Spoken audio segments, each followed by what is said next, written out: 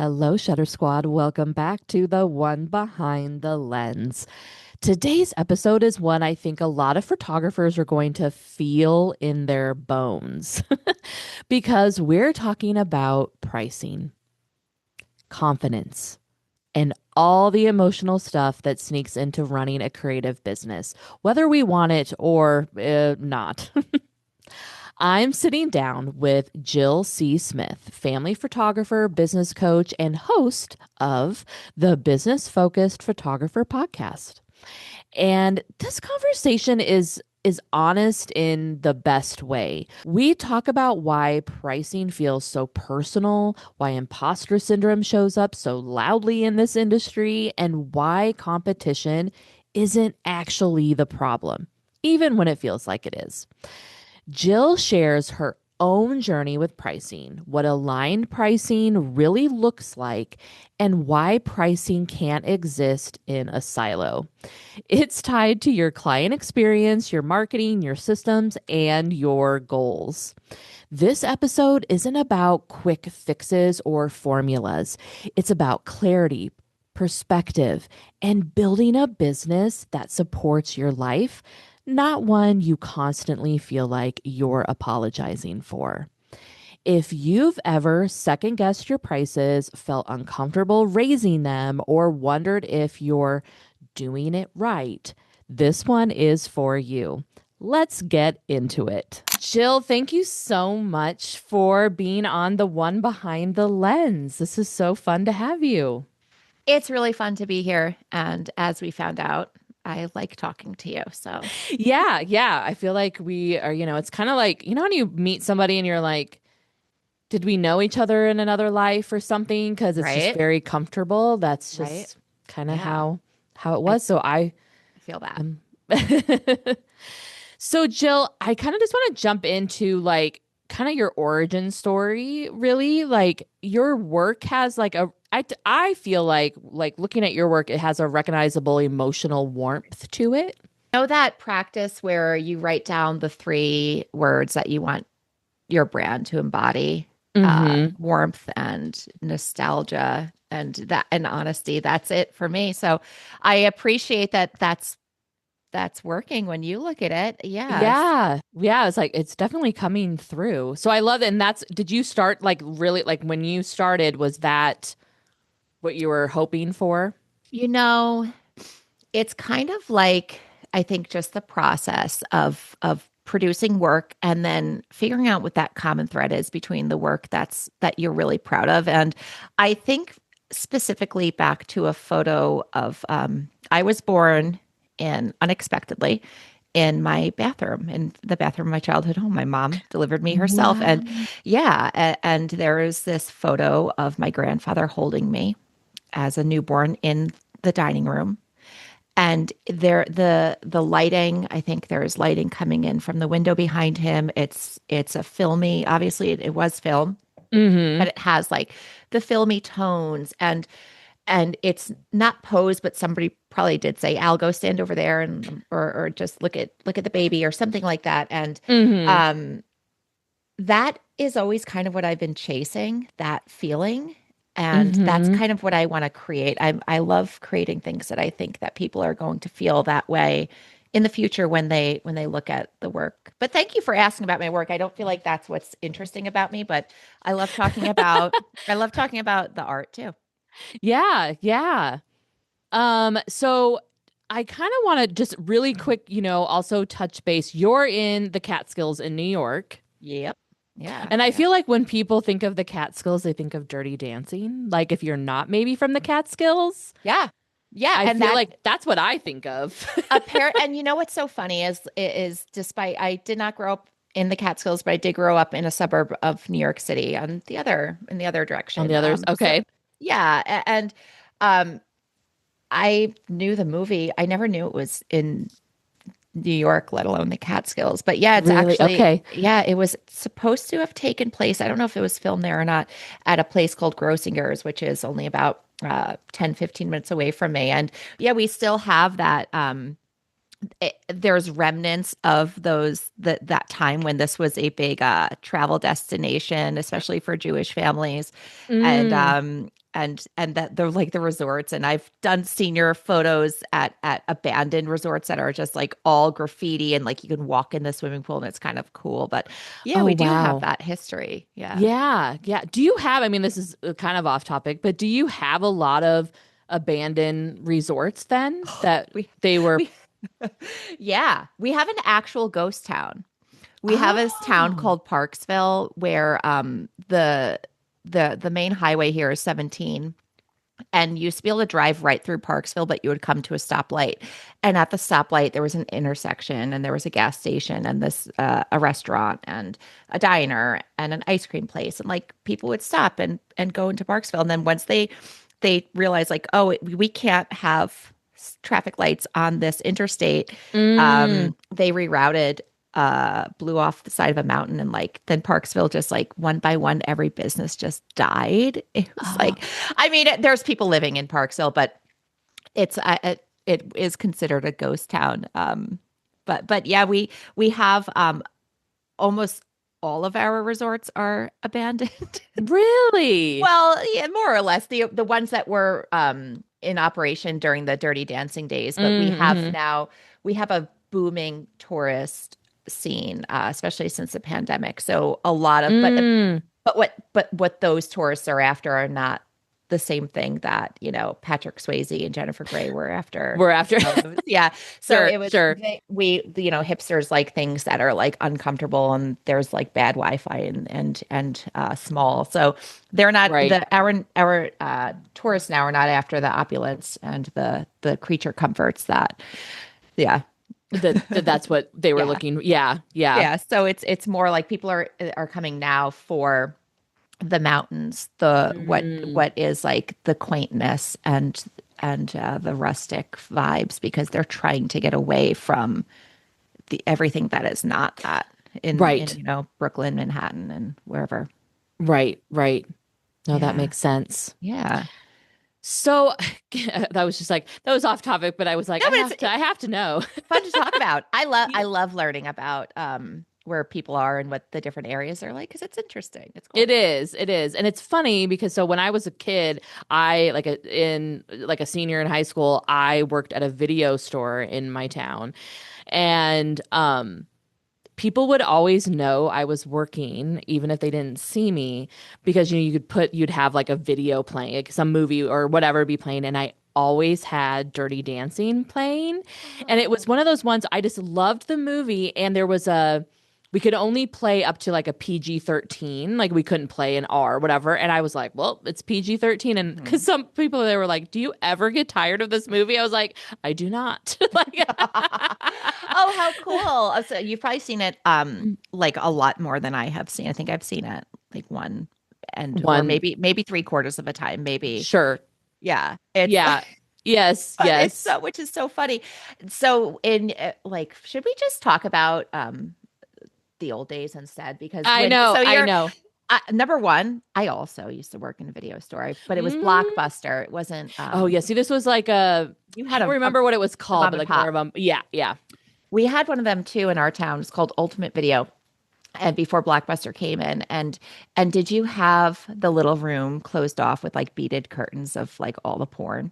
See, we didn't have that. And I wonder if it's because it was a small town. I don't know. Like, but we didn't have that. It would Yeah, have been interesting to have and like watch the people that go through right. the I know.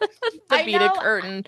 I have not, I still don't know what was beyond those beads. When I remember there was a Freddy Krueger poster near it, and he was Mm, what my nightmares were actually made of. And my hmm. brother and sister told me he lived in our garage, and I just Oh couldn't even look at no. his.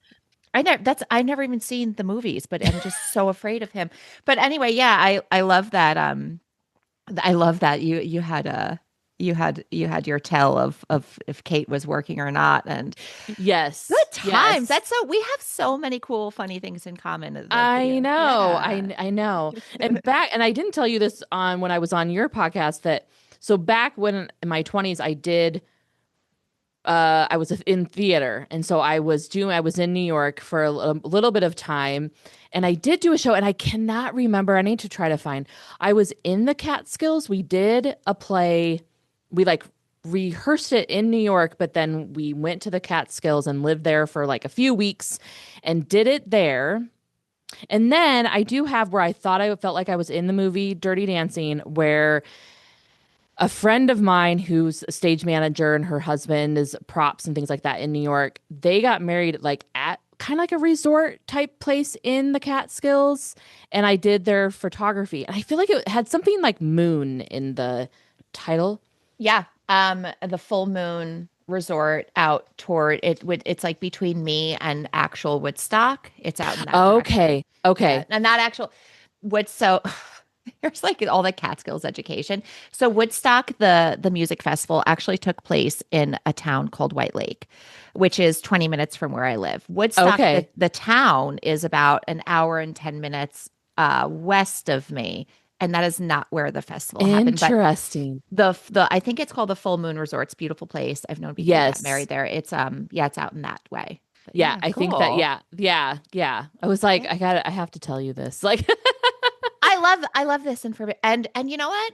This is important information for the listeners. But you know, yes. context is everything. And Yes, it, yes. yeah, we were just on when you were on my podcast, we talked about living, you know, where you live and how that informs different parts of your business, and for you, how it affects you as a luxury photographer. And so I do think it's helpful to paint a picture of what we're living in and all Yeah, that. Yeah. yes, yeah. So kind of pivoting to like a little bit of the photography side. So you're both a family photographer and you're also a business coach, Right. correct? Yeah. Yeah. So like do those two roles inform each other? And how does the educator in you influence the way you shoot and vice versa? Well, I think what's great about both industries and like both sectors of maybe the same industry is that you can capitalize on being exactly you. And when you do that authentically, the right people will find you and your work will be enjoyable. And Mm, I think that I am not good at not being me. And I think that makes it easier for me to show up consistently for my families. And it makes it easy for me to show up consistently for my coaching clients. Uh, at the end of the day, they're both services. They're both, not volume based either. So I'm not looking hmm. to cast a broad net. I'm always just trying to refine my messaging, be super clear about what I do and who I work best with, and the type of people who might be looking for me. And yeah, yeah, I think that it's like I know you watch Friends. Do you watch The Office? I have only seen a few episodes of The Office. So towards the end of when it was worth watching, Robert California comes in and he's being interviewed for this position as a manager of a paper company, but he comes from steel and like he worked from this large uh, corporation, and they were in the interview. They were like, "Well, Robert, how do you feel like your background is in this and you're used to managing this and selling this? How does that really translate to selling paper?" And he's like, everything is sex. Everything is this. And like, but he distilled it down to like, but he did say, like, it doesn't matter what I'm selling. Hmm. People want to be heard, people want to be understood. And I think that is the same whether I'm peddling my family photography or my coaching. It's like, Mm, and that is achieved for me in my experience with my mediocre success as just showing up authentically, consistently, and then hoping that the right people find me and we can work together. right, right. So so I'm guessing you started as a family photographer and then you built through that your coaching business. Yeah, I am relatively new as a coach. Okay. Only a few. I've been mentoring people for a while, but officially, like 3-ish years, I've been offering like coaching services too on a more structured, and there's I've been group coaching. But yeah, My family photography business, my photography business is far more established, far more profitable, quite frankly, than my Sure. coaching. But as you can see, I love talking about this industry. I love problem solving and working things out, and I love looking at another person's business and feeling, like, what, there's potential here that you haven't tapped into, and here's what I would do as an outsider Mm. who's not, it's hard to really understand your own business when you're in it. Mm-hmm. Sometimes getting those a third party perspective on it helps, and I love being that third party and kind of helping people think outside of the box. That's how I'm best creative. That's why I said, like, I don't feel like my work is that what's interesting about me. I don't think it's that. I think it's good enough, but it's not even what I think is makes me good. I think it's a bunch of these other things that make me good or Well, interesting. sure. And that's, I know when we kind of talked about that on when I was on your podcast of like, and just being you and how making that person, how make them feel how you would maybe want to feel. And yeah, like maybe it's not going to be, there might be another photographer who has, you feel has better work, but are they making that, client feel the way you can make them feel? Yeah, there's so many different layers of what goes into being uh, a a very hireable, be highly sought after Mm, photographer, and of just one of the smaller pieces of the puzzle is going to be your actual work. There's got to be a certain caliber of work. There's got to be a certain uniqueness that you don't want to be just copying and pasting what other people are doing. mm-hmm. But your professionalism, the amount of support you provide your clients, the quality of what you're putting out there, of the digital public facing part of your business, so your website, your social media, like what's going out there into the world, um, that's going to have a big impact on how many people want to hire you. Mm-hmm. Mm-hmm. Yep. Yeah. When you decided, because you were saying that you were mentoring and then you decided, like, okay, I'm gonna 3 years ago really start the coaching. What inspired you to do that? Were you just seeing like it needed, like there was a gap to fill? It was, geez, I don't think there's much of a gap there, but maybe there is. Uh, I just like it. I just like it. I I love give, that. yeah, I give a lot of unsolicited advice. So if I can get people to solicit my advice, that's better. And it's even better if, like, I can make money doing it. And Mm-hmm. yeah, so I had appeared on a podcast, and somebody heard me and reached out to me and was like, "Do you do mentoring? I would really like to learn some." It was actually about how to grow um, an associate program. Was that it? Oh yeah. Yeah, whatever it was, it. I worked with her. I had mentored people locally before, but I worked. She was the first real stranger, and loved it. I loved it. I love people. I don't have that attitude where it's like I hate people. And like, I'm not a curmudgeon about that. Sure, You know. sure. So I love working with people. And I think this can otherwise be a lonely industry. It can be a lonely Mm-hmm. job. So having people who are going through it with you and understand what it's like, and it's fun. It's all fun, right? Right. Well, and I think we have like there's like this weird stigma like where if you're another photographer, you're like the competition. And even if you have the photographers in your hometown, the same town, whatever, you're really I had that at first, it was like, oh, they're my competition, but they really aren't. Like, and you're Right. gonna learn and grow by just being friends or friendly with them. Once I was doing like senior photography and I was going to conferences and things like that, I met a group of women. Is there 8 of us and or 7 of us now in a group chat every day. From we've been doing this for years, and we're best friends. Like we're not the group chat sometimes has photography business talk, but most of it is just life. Like what's going on. Pictures, one of them or two now are grandmas. And so it's like we're seeing pictures of grandbabies and it's such a great thing that I never actually, when I first became a photographer, thought I would ever have of like a community of women that we know, we all know what we're kind of going through and certain things. And then, yeah, just having those great It's relationships. everything. It's everything. I have a group chat with the local photographers that I'm friends with, and then I share a studio with a local photographer who's become my best friend. And Oh, it's like it's so great. It is great. It's wonderful to have that community and to yeah, like take that part of you that feels insecure about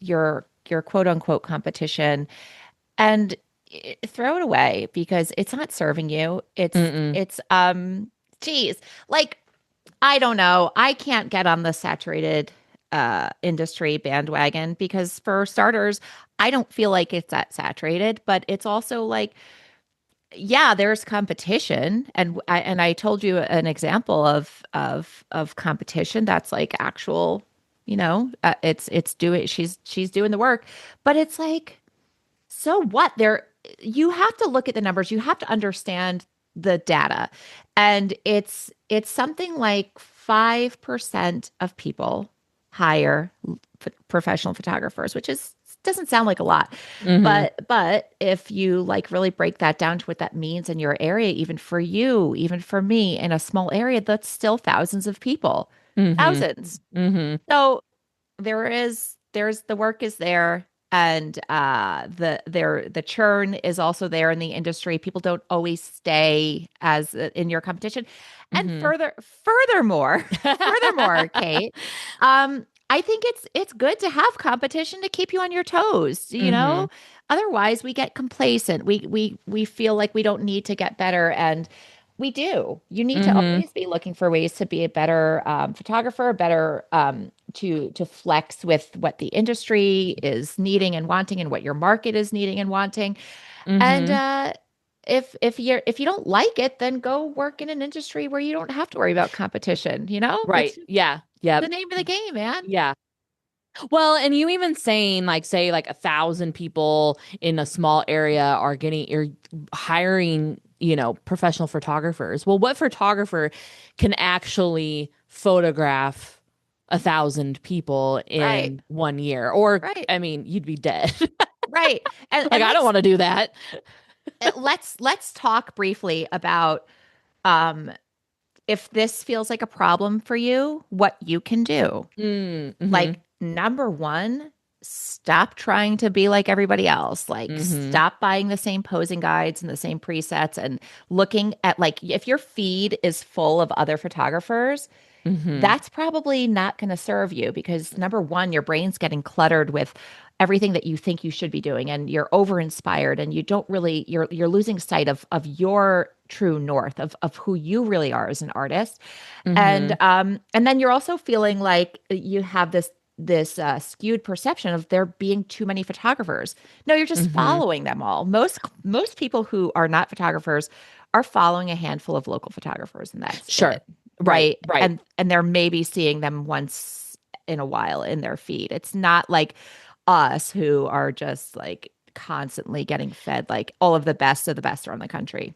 Right, right. Yeah. Well, and then you're like starting to compare yourself and you're, oh, they're doing this and they're all like say if someone is always putting something out every day or whatever and you're like, "Oh, I'm not up with my, getting my social media or yeah, there's just too much. I love Noise. social media, but it's also like I'm like, we're talking about back in the day, like Dirty Dan, movies and video stores. Like there's something about how simple life was at that as well. Well, yeah, you want to talk about a rabbit hole, but like it's too much information. It's too much noise. We know too much about what's going on in the world. We know too much about what's going on, in our in our friends' homes. Yes, Like we yes. don't need to know so much, but we do. Mm-hmm. And Mm-hmm. and guess what? Now what that means for you as as an artist, as a marketer, as a solopreneur, service provider, is that you need to know how to stand out, and Mm-hmm. you need to know how to get and keep attention. Mm-hmm. Yeah. Yeah. Yep. Yeah. So Yeah. sorry. No, no, that was Right? great. Yes. No, that was great. So Jill, you specialize in pricing. You're kind of like offer refinement, client experience, and marketing. Why do you think these areas are the ones photographers struggle with the most? I think it starts with a I think it starts with imposter syndrome, and the natural way, the way that people come to be photographers for the most part is not because that they went to art school. And even if they did go to art school, they went to art school, not business school. So we come into this. And Kate, how did you end up as a photographer? I don't think I know this yet. Well, I was a stage manager and in New York, and then I was gonna turn 30, and I was like gonna have to sign a new lease for my apartment, or I was like, or do I take a little break? And I decided to take a little break, and then other things happened in my life, and I was just like, because I came back to Nebraska, and then I'm just decided I'm gonna open up a studio. Like, Right? and it's not, there was other things that happened in there, Sure. but that's kind of like the short Right. version. Yeah. For So me, yeah, it was this was not on my radar at all. same. Same. And I think this is the case for most photographers listening, is that this was not plan A, Mm-hmm. and you kind of had to figure it out as you went along. Mm-hmm. So there is that built-in imposter syndrome that is so Mm-hmm. innate. I think that a lot of photographers now are women. And I Mm-hmm. think Mm-hmm. women are even more prone to this. If you didn't go to school and get a degree for it, who am I to XYZ? Yes. Right? Yes. So it takes a while to figure out that pricing piece. And by the time you figure it out, you have an established client base who's used to paying a certain amount of money, and Mm-hmm. that amount of money is less than you need to be asking for. Mm-hmm. So now also, as somebody who did not come at this from a business angle, from any sort of like with a marketing background or a sales background, anything like that. Now it's personal, right? Now we have these relationships that we've built. If you're a family photographer, if you're a senior photographer, if you're working with the same families now, some of the same people, Mm-hmm. it feels personal to raise your prices on these people if it's a significant price increase. But what choice do you have if Right. it's that, or give it up and go back to working for other people? And then it's so hard, because then the other piece is, then what happens if I do this? Those fears are real. You Mm-hmm. have that potential for rejection. So Mm-hmm. now you're going through middle school all over again, where the the boy you like doesn't like you anymore, or you're out of the friend group, and like, and it's stirring up those feelings again, and you were never trained to learn how to navigate this emotionally, but also compartmentalize that this is not me. This is my business. This is my service. This is something else. This is unrelated to my relationship with these people. Mm-hmm. Um, and and understanding too, like the natural patterns within a market that are just playing out, that you are now a player in. There's just so many. I think it's a complicated, at least my opinion of why Mm-hmm. this is hard for photographers, in particular pricing. Um, it's complicated. There's a lot of layers to it, and it's almost 100% in our heads. Mm-hmm. Mm-hmm. Well, and I feel like too, because it's just for most, it's it's you're a one person business, so obviously you're setting the Yeah, price, that too. and that's always the thing where it's not like, hey, I'm working for somebody, and this is what I'm working at Right, right, Walmart, and this is what the price is. Like they're not going to get mad at me. They know that I didn't make the price, right, right. but they feel like they can talk to you about it because you are the you're one person, or you feel that way, or you're like you say that imposter, like, oh, I can't ask for that. Right. It is like I've said before, it's like a post-it on your forehead. Like I made this price and it's my fault that you Mm-hmm. where we're also assuming that our clients all have the same relationship with money that we have and Mm-hmm. the same Mm-hmm. spending habits. And I think it's harder to imagine paying, maybe you're not your ideal client when it comes to what you need to charge. Mm-hmm. A lot of that is probably because you can do it, because you can Mm. do what you're about to, I don't go to a mechanic, I don't hire a plumber and judge them on what they're charging because I can't do what they're doing. I have Right. no idea. Like for the most part, I don't know what the industry standards are either. I know sometimes it's a lot of money, Mm-hmm. but I also know that I can't do what they're doing. So Mm-hmm. sorry, like it is what it is. Mm-hmm. Mm-hmm. Yep. Yeah. Yeah, it is you feel very much responsible for that. You can't say sorry, I had to raise my price. Some people like to do a thing where it's like, sorry, my accountant said I need to raise my prices, but like I will push back on doing things like that because I think it's only reinforcing this mindset that we need to be apologetic about being profitable, and we don't. Mm-hmm. Mm-hmm. Even I'm a high price photographer, you're a high price photographer. I don't know about you, but even as a high price photographer who's running her business legally, which means that I still am giving a lot of that money back to the government and I have a Mm-hmm. good amount of overhead that I'm paying every year. It's like I'm not swimming, I'm not like a Scrooge McDuck in a room full of coins, like just Right. swimming in it. Like Right. I'm living a middle class life that I'm very thankful for that I can do as in the way that I do is I love my job. I love being a photographer, but it's not like I'm getting, super wealthy just doing Mm-hmm. that, Mm-hmm. it Mm-hmm. so that's there's um there's a lot that we can do for our industry Mm-hmm. to improve the state of affairs when it comes to profitability Mm-hmm. as photographers who are working in it. So that we can we photographers who are just starting out can spend less time being super not profitable. Right. Right. Yeah, Yeah. losing money really. Mm-hmm. Mm-hmm. Yeah. Mm-hmm. What does healthy aligned pricing actually look like for photographers today? Well, it's more than the math. It's more than just, I we've all been told before, what's your cost of doing business, run your numbers. And then it's Mm-hmm. like as if it's this black and white thing where once you Mm-hmm. know that number, then you're magically, you know, there's so much more to it, Kate. So like a healthy aligned price for me is not going Mm-hmm. to be the same that it is for the next person over. Uh, you have to know a lot about your overhead. You obviously have to know what your expenses are and how much time it takes you to work with each client, and then what sort of business model you want to be working with. So I don't always advise my students that the price increase is an end all be all.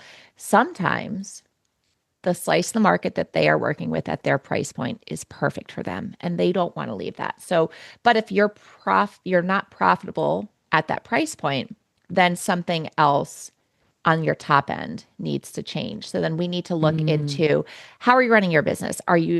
How much can we be more efficient with how much time you're spending with your clients? Can you cut back some of your software? Is some of your stuff doing can do this other work for you and you can cancel one of these subscriptions? Can you uh, make the circle in which you're willing to travel for work smaller so that you're Mm. more efficient this way? So we can look for ways to improve efficiency if a price or significant price increase is not right for our business. But Mm-hmm. it depends so much on your goals, right? Mm-hmm. Who do you want to be working with? Where do you want to be working? What sort of work do you want to be doing? Um, and then, every slice of the market, every price bracket has somewhat of a different culture, you know, Mm. Mm-hmm. and there are certain common denominators that you're going to find and figuring out like who is most aligned with you and what you enjoy, like organically enjoy doing that you don't have to really go outside too far outside of your own comfort zone to accommodate these people. Um, it's I guess like moral of the story is it's always complicated, but Right. it's never this simple it's never this simple thing. Like, there was this Facebook group, and I'm sure it's still going. It was, I don't know if I should say the name of it because I'm not going to say nice things about it. But the whole point of the group was to call out cheap photographers and yell at photographers Oh. about being, and it was for photographers who don't do IPS. So there was, Mm.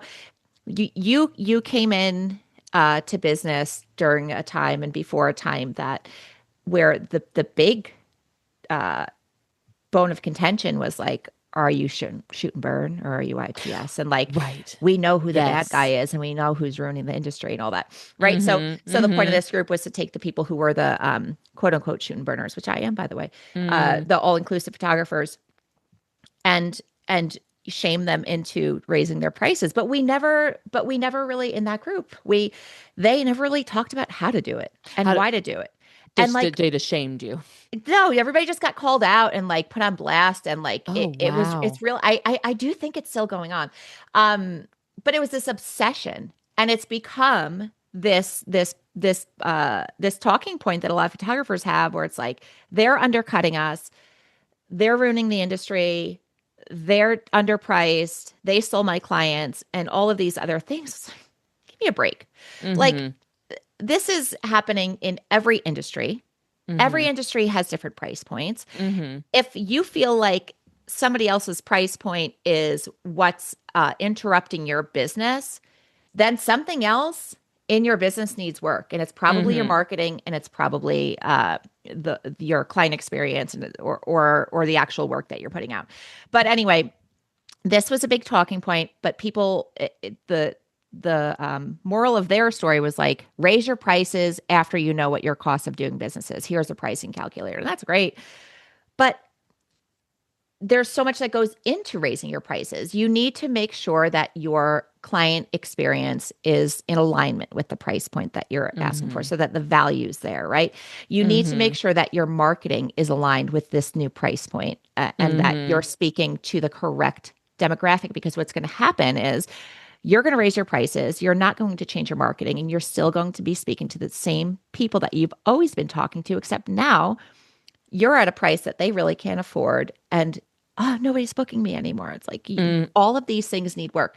So um when one of the reasons that I have group coaching is because I set out to create a course on pricing, and when I started to write it, I was like, oh, it's you can't just teach pricing. You need to teach client experience. You need to teach offer suite refinement. You need to be teaching the marketing, and then also, of course, choosing the correct prices for your Mm. offers in ways that make sense for you and to people. So having the clarity there, make sure all of these things are in place when you raise your prices. You can't just do one of those things. It's the pricing does not exist in a silo. Right, right. No, that makes sense. That makes sense. And yeah, everybody is going to be different and out their business is is different. Right. Yeah. We all have different goals. We all have different overhead. You have no idea what's going on inside of another person's business, how much money that they're spending or not spending on their business. Right. And maybe their entire goal is to make an additional $10,000 for the year. Mm-hmm. And maybe they have the time to do that over the course of 50 sessions. I don't care. Mm-hmm. That's not my time. That's not, that's not Right. my circus, right? Right, right. Yeah, and I was gonna say, like, there are some you might think say, like, in a year, this is how much I want to make. Right. That might be different to to another person. Exactly. And yeah, yeah. Exactly. So how has your own like relationship with pricing shifted throughout your career? Oh, well, I think this is part of the reason I'm obsessed with it is that it was so hard for me. When Mm, I started off, like most people, I was $50. mm-hmm, And I'm thinking like I'm making $50 an hour. I left the mm-hmm, teaching mm-hmm, job where I was making 22.50 an hour. Like this is this is like I'm in it, man. mm-hmm, All I have to mm-hmm. do is book 50 sessions a week and like I'm good.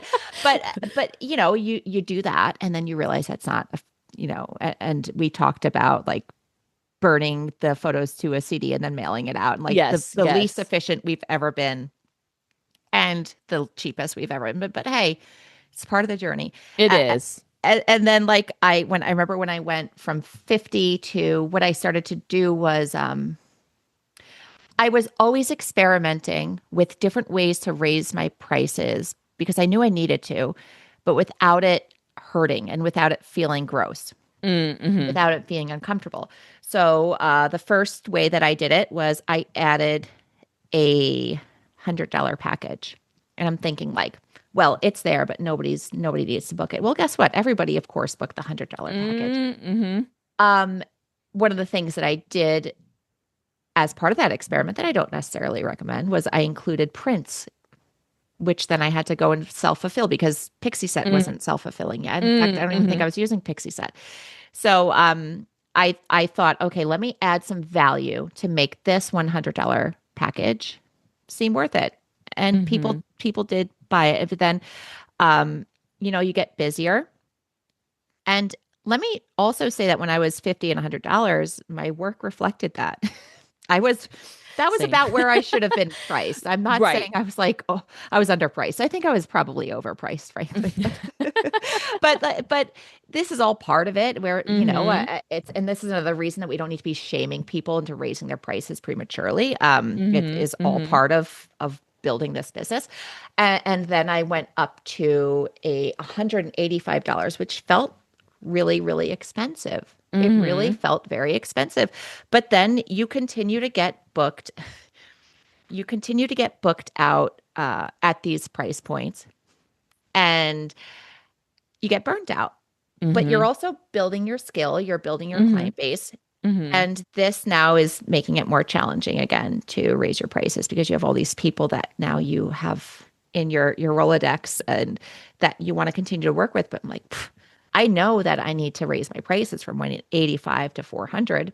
Mm-hmm. Mm-hmm. Uh, how do I do this effectively? So this realization, these are actual numbers for me, came when I started renting my first studio, and I had really solid bit of overhead. Now I had a big bill. Up Mm-hmm. until then, I was using I had I back when you could just buy Adobe once. It was on my computer, and I had it already. I had my camera, my 35 millimeter that I never took off of it. It was Mm-hmm. good there. I didn't really have overhead, but now all of a sudden I had rent to pay for the studio. So I was really forcing myself now to raise my prices. I opened the studio and I did a model call and it was free. There was no upfront cost, but nothing was included. And I figured this is a great way for me to build this part of my portfolio without any expectations from the client. I can do exactly what I want to do. And if they like it, they'll buy it. Mm-hmm. Mm-hmm. And I set the prices. Uh, I was kind of ballsy. I set them higher. They were much higher compared of buying the digitals through the gallery. They're much higher than I had been selling even my sessions for, and people were going ahead and buying those galleries. So this was giving me a little bit of the evidence that I needed to know that hey, people are willing to pay this new price point. So then I was a $400 photographer. And I was much better as a photographer at this point and was really burning out. I was booking out a lot. My schedule was Mm-hmm. full. And I did the thing. I ran my numbers because now I was buying better equipment. I was investing in more software. I had a studio. I had genuine overhead now. And when I ran my numbers after that first year, I was $5,000 in the green. So I had not lost money, but I worked my ass off. I netted $5,000 was awful, awful because I had babies at home at the time and I was leaving them to do all this work. I was working nonstop and it was not profitable at all. So I needed to double my prices. But how do I double my prices as an all-inclusive photographer from $400 to $800? So what I did at this point was I went to a session fee model. So for a $200 session fee, which is a nice, low, very comfortable buy-in for people, They could work with me, and then their digitals would be purchased separately. And when all was said and done, if they bought all the digitals, then they would have spent a total of $800 with me. And wouldn't you know it, I stayed very booked, and like 95% of the people purchased the whole gallery. So now I had that confirmation that I could charge $800. And Mm-hmm. then I went back to an all inclusive model and have since continued to raise my prices incrementally as my never ending expenses have grown. And I get these nice big tax bills that, yeah. Mm-hmm. So I've learned since, and but it was never easy, and it's still not easy. Even when I need to like raise my prices by $50 or something like that, it can be an awkward conversation. So those are the ways that I actually raised my prices, but it doesn't mean that I didn't lose clients along the way. And it didn't mean that I avoided the all of the discomfort that can go along with it. Right, right. Sorry, that was a long story. No, that was good. And I think, I mean, the photographers that are listening are gonna really take that's gonna be great information. I was wondering, I was thinking that there might be a photographer out there that is wondering if you could let us know kind of what is an all-inclusive session. Like when you say all-inclusive, what does that entail? Yeah. So for me, people pay a retainer when they book with me, which is 25% of whatever the total session fee is. And for me, that is a $1,200 session. So they pay $300 to book. Um, we plan the session just like we would anyway. I mostly shoot outdoors, but sometimes it's in the home.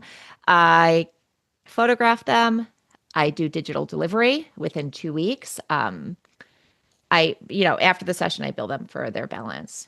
And then that's it. I've had moments of like, I'm leaving money on the table when I've had clients who, in addition to the $1,200, go and spend $900 on prints in their gallery. And I'm Mm-hmm. I have literally just about changed my business model because of things like that happening where I feel like, I'm missing out. There was so many other people would be doing that. But what I've learned, Kate, is that the people that I work with, the people that hire me, they do print their photos on their own. They do. I've been in their homes. They're hanging them on the walls. They're getting their albums made. They're not like me.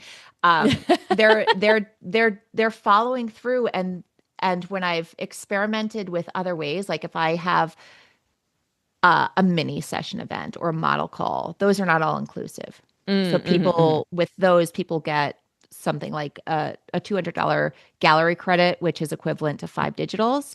They Mm-hmm. can apply it to other packages and buy the whole gallery, and I can upsell them there. But what I have found, there's a couple of issues that I have personally had, and a lot of it has to do with me and my own lack of organization and the type of people that like to work with me. Is that one, people drag their feet with placing an order. So I like a few times during the time that I was a session fee model, I had people who just flat out did not place an order. Mm-hmm. Mm-hmm. And for me, like when that happened, like in the middle of October, like I could have sold that spot 5 times. I really didn't Mm-hmm. need somebody to come and do that and only make $200 off of it. And the other thing that happens is people are just like, I kind of just want all the photos. The way that I shoot, those photos are part of a story. So Mm-hmm. they really ought not to be separated. I in my Mm-hmm. studio, I do a session fee because those Mm-hmm. photos can exist on their own. They can stand on their own Mm-hmm. 2 feet.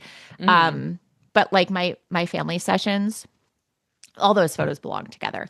And Mm-hmm. I also, as a parent, um, have done this thing where, when I think of which photos are my favorite at the time that I get them delivered back to me, 5 years later, I look back and the ones that I didn't love are always so superficial. It's like because I had a double chin or something like that. I'm like, oh, Sure. Yes. Yes. No, I why? know that. I was Mm-hmm. crazy. Like, I love this photo. Look at the way my daughter's looking at me. And like, so Mm. I don't want, I like to make sure that people have that opportunity to, with the photos they get from me, is they'll be able to enjoy them forever. And Mm-hmm. as what their own standards evolve of themselves and the way they look back. But I don't think that this model is necessarily right for every sort of photographer, of course, Mm-hmm. because those reasons wouldn't stand for like a senior photographer, a headshot photographer, anything like that. It doesn't make sense, but that's why it makes sense for me. Sure, sure.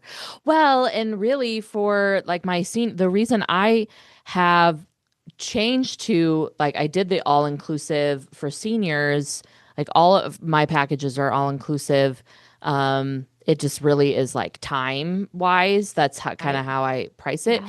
And it was because I was doing the in-person sales and it would it was just kind of torture for everyone because you're looking like I had it where you kind of build your own package, but I had where parents were like, can't we like we just want all of the photos, you know? And so trying and then that's basically I had at least 2 years of dealing with that with people in the studio and they were just having a hard time choosing even if it was like say 50 images for their book and then they got to keep those in digital format if there was say there were 50 more that they had to throw away they that was just really hard for them so that's Right. why I went to the all inclusive where you're not, they still they're getting basically all the proofs. Like I kind of thought about it as when I was a senior, like my session included all these proofs. I mean, they were prints back then,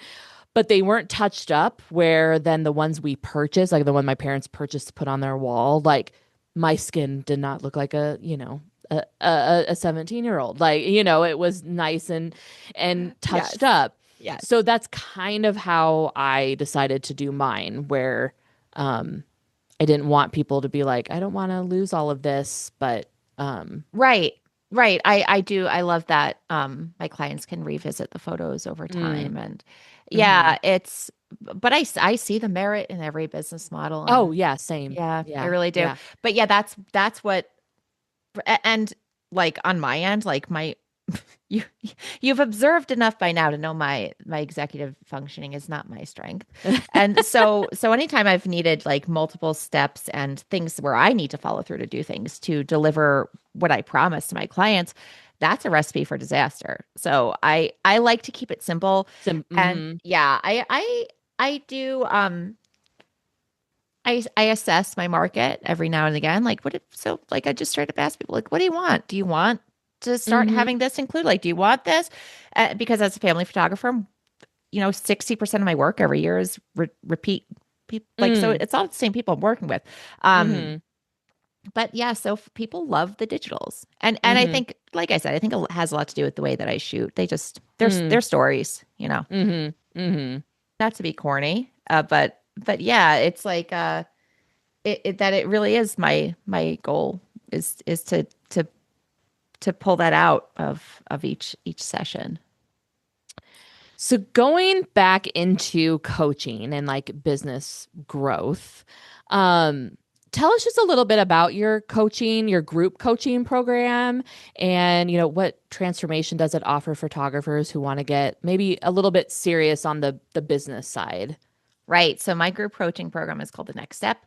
And it evolved from this idea I had to create an asynchronous course on pricing, where then I realized like, we really there's no one size fits all formula. I really need to be talking to people individually.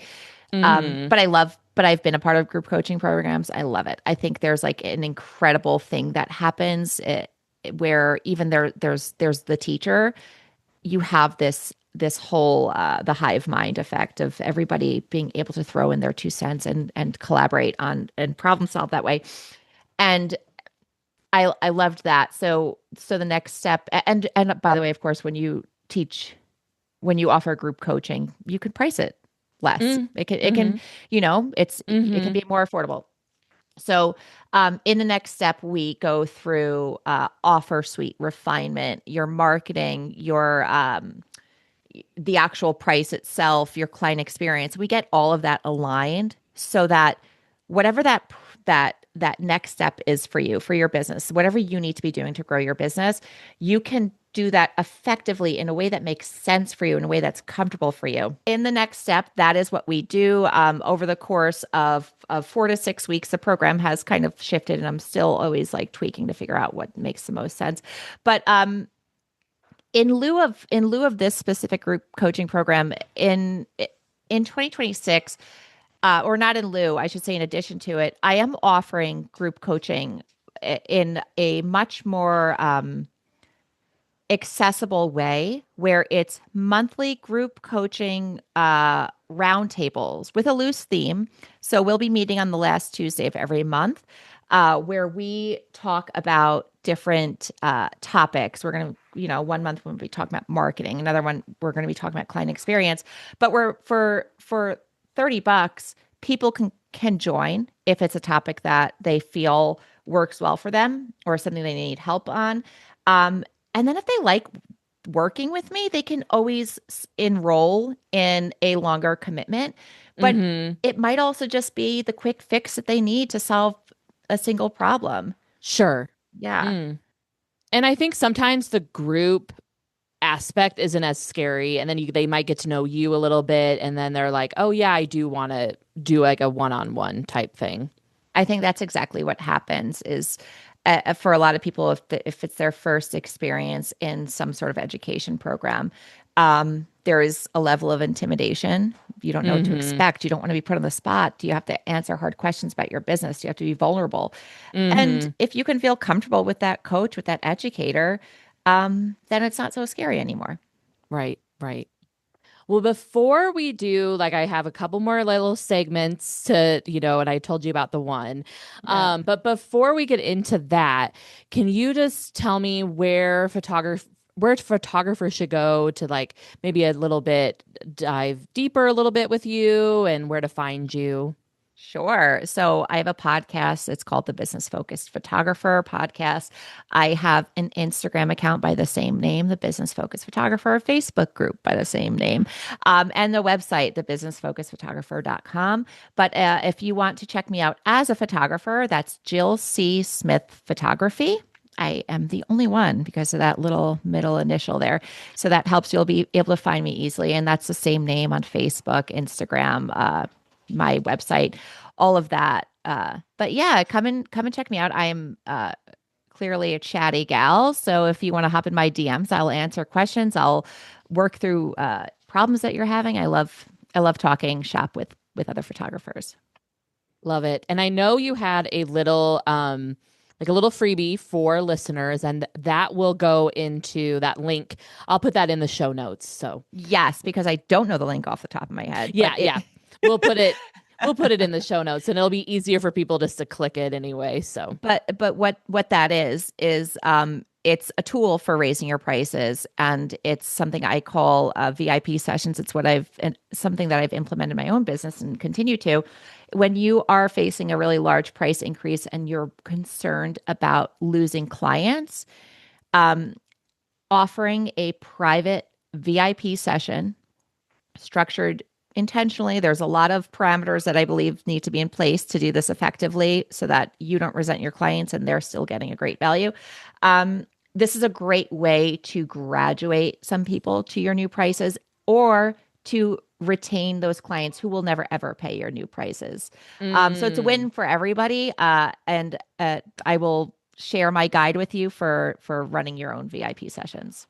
I love that. That's awesome. I can't wait to check it out myself. Yeah, yeah, I'm proud of it. I think it's a really great thing to have in your back pocket for your favorite clients. So I want to do a few rapid fire quick answers. So I'm going to ask you a question, and then just whatever comes to mind, just throw it out there. And I'll be rapid. I promise, no tangents. Okay, I'm ready. I'm ready. Okay.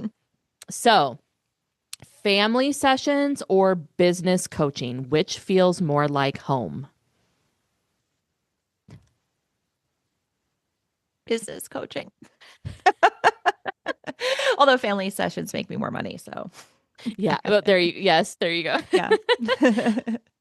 Favorite piece of gear or favorite business tool you can't live without? It is my I'm a Nikon shooter. My my 51.2. I almost switched to Canon years ago because Nikon did not offer anything 1.2. And as soon as they rolled it out for mirrorless, I bought it and I have been obsessed with it ever since. I love it so much. I want all of their 1.2 lenses now. Hmm. A dream location to photograph a family or host a photography retreat. Don't want to host a retreat. That seems like a lot of work. It Um, does. It does. a dream location. I live in a pretty beautiful place. We have a lot of really nice locations that I go to often. I don't have any like really giant flower field. No, maybe I do have those. I mean, I'd love to shoot like in Montana. Montana Mm, has a different kind of beauty than we have, and I think that would be really cool. Or like or the Scottish Isles, like that sort of with the rolling sure. the I think I love pastoral and a lot I like a lot of dimension in my landscapes. Got it. Got it. If your, well, like your creativity, like your business style, like your creative business style were a movie genre, what would it be? Oh God. I almost said something so inappropriate. Um, won't say that. Oh God. Like what's like a dramedy? I love it. I love it. I feel like a lot of us go towards the go towards that one. Yeah, yeah. You have to laugh. You have to laugh. Yes. So going into the laughing, Jill, I want to have you step into the photo confession booth. Love this. I love it. So, what is like a hilarious, unexpected, or a blooper from a session, coaching moment that you would like to confess? So I have this thing where my whole life I've been really bad at recognizing people. And it doesn't really bode well for somebody whose job is to stare at faces, right? And so you would think, Kate, that I spend an hour or two photographing somebody. Um, and then I go home and I spend more hours staring at their face and zooming in on their pores and everything like that. And then I work with them again and I do it over and over again that I would recognize them, especially in context where I'm expecting them. So I had this woman and I photographed her as a senior. I photographed her maternity with her first child and then again when her baby was a newborn. And then she booked me for a maternity shoot in my studio when she was pregnant with her second child. Uh, she's local to me. She's like my Facebook friend, so I see her face there too. So I had two back-to-back maternity sessions this day in my studio.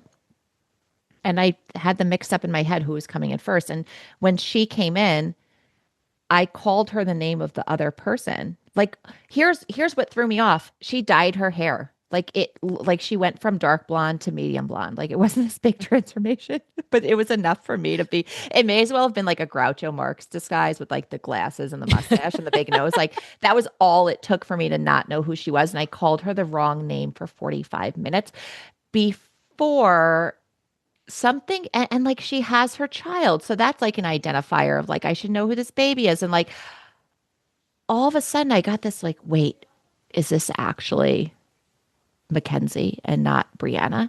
And I just like casually walked over to my computer. Thank God we were inside and I had like this information opened up on my desk. And I'm like, oh my God, Mackenzie, I'm so sorry. I've been calling you Brianna for 45 minutes. You didn't even correct me. And I am Right. such a jerk. I am so sorry. So that is like, that's one of the more recent blunders I've had, but it is so not the only one. I am the worst. I have things that are much worse and much more embarrassing, but that was the most recent one. Recent one. Yeah. I think it's so Yeah. funny that she didn't ever say, hey, Yeah. she just didn't want to.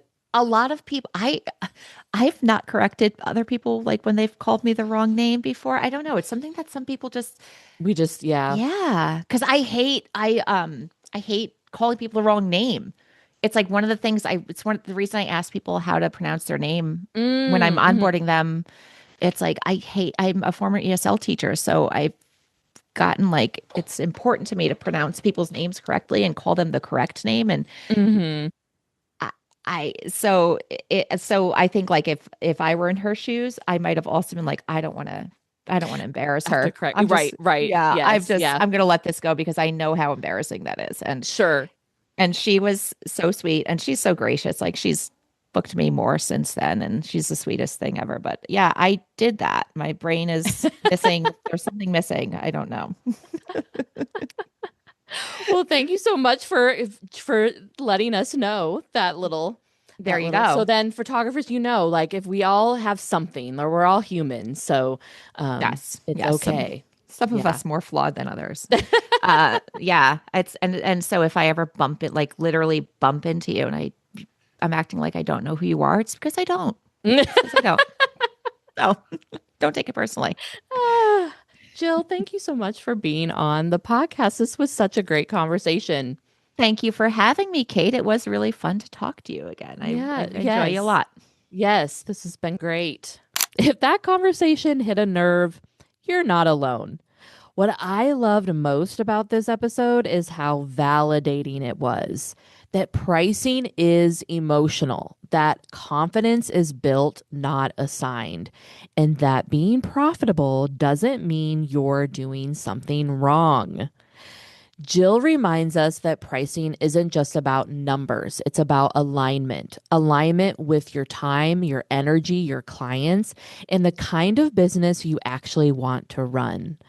And I hope this episode gave you permission to stop comparing, stop apologizing, and start making decisions that feel grounded and intentional. If this conversation resonated, I'd love for you to share it with a photographer friend who's quietly wrestling with pricing or imposter syndrome. And if you're not already subscribed, what are you actually doing? Make sure that you are, because we're continuing these honest behind the scene conversations about photography, business, and everything that comes with them. Thanks again for being here. I'll see you next time, right back here on The One Behind the Lens.